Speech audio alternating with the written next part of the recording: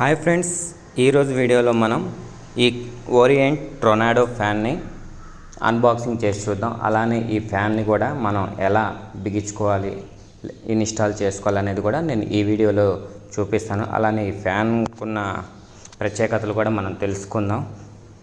ముందుగా అయితే నేను దీన్ని అన్బాక్స్ చేస్తాను, ఒక్కొక్కటిగా చూడండి. అలానే మన ఛానల్ని కనుక కొత్తగా చూస్తున్నట్లయితే మన ఛానల్ని సబ్స్క్రైబ్ చేసుకోండి. అలానే ఈ వీడియోని లైక్ చేయండి. ఈ వీడియో గురించి ఎలాంటి డౌట్స్ ఉన్నా నాకు కామెంట్ చేయండి, నేను తప్పకుండా రిప్లై ఇస్తాను. ముందు మనం ఇదైతే అన్బాక్సింగ్ చేద్దాం.